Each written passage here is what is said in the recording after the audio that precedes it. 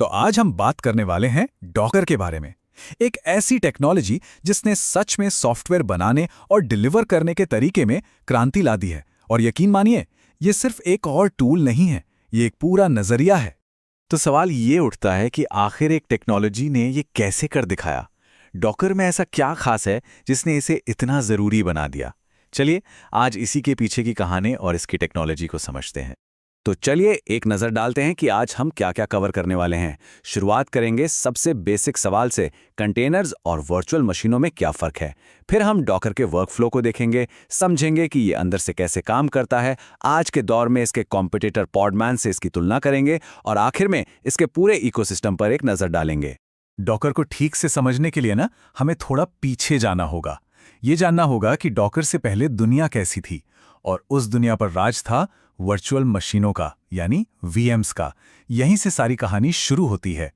देखिए, असली फर्क यहीं पर है। एक तरफ है वर्चुअल मशीनें, इन्हें आप एक कंप्यूटर के अंदर पूरा का पूरा दूसरा कंप्यूटर समझिए। हर वीएम का अपना अलग ऑपरेटिंग सिस्टम होता है। ये बहुत भारी भरकम होती है, बहुत सारे रिसोर्स लेती हैं और स्टार्ट होने में भी अच्छा खासा वक्त लेती हैं। और दूसरी तरफ है डॉकर कंटेनर्स। ये कोई नया ऑपरेटिंग सिस्टम नहीं बनाते, बल्कि जो मेन मशीन का ओएस कर्नेल है उसी को शेयर करते हैं। इसी वजह से ये कमाल के हल्के और तेज होते हैं, सेकंडों में चालू हो जाते हैं। और इसी हल्केपन की वजह से हमें कुछ शानदार फायदे मिलते हैं। पहला है पोर्टेबिलिटी, मतलब मेरे लैपटॉप पर तो चल रहा था वाली प्रॉब्लम ही खत्म।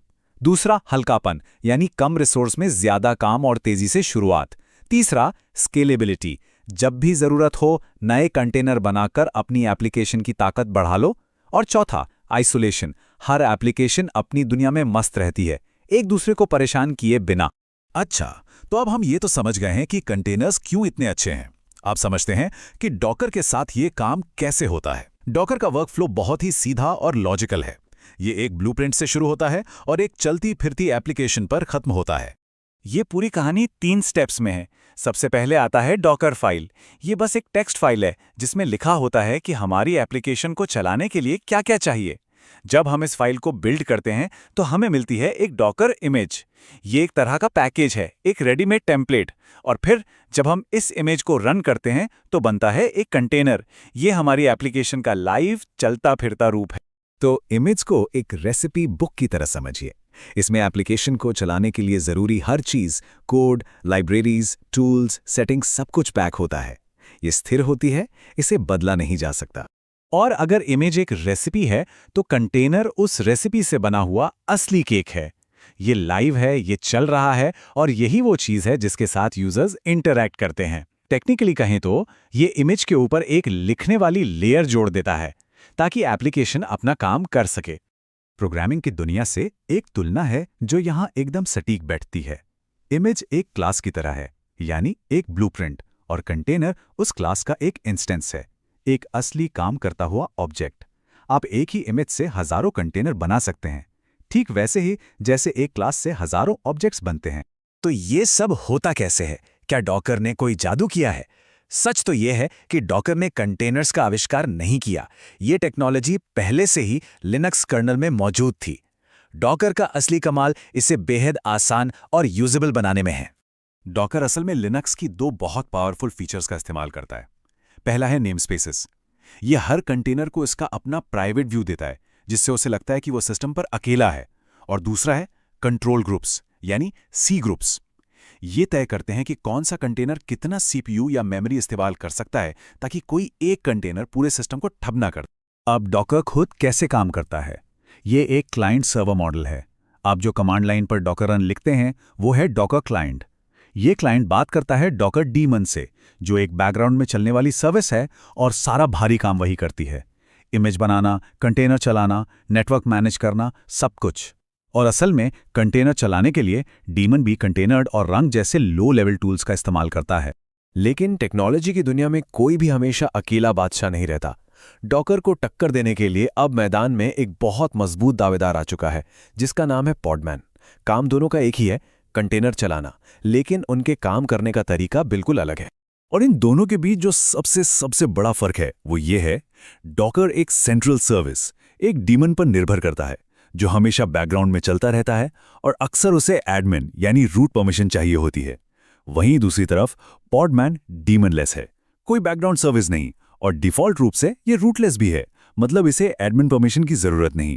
चलिए इस टेबल से इस फर्क को थोड़ा और गहराई से समझते हैं। आर्किटेक्चर तो साफ है, डीमन बनाम डीमनलेस।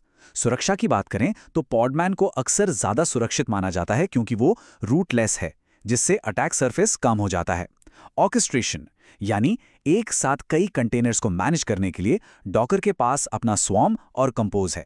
वहीं पॉडमैन सीधे क्यूबरनेटिस के साथ काम करने के लिए डिजाइन किया गया है, जो आज इंडस्ट्री स्टैंडर्ड है। और इकोसिस्टम की बात करें तो डॉकर बहुत पुराना और मजबूत है, डॉकर हब जैसी सर्विसेज के साथ। लेकिन पॉडमैन भी बहुत तेजी से अपनी जगह बना रहा है, खासकर लिनक्स और क्यूबरनेटिस की दुनिया में।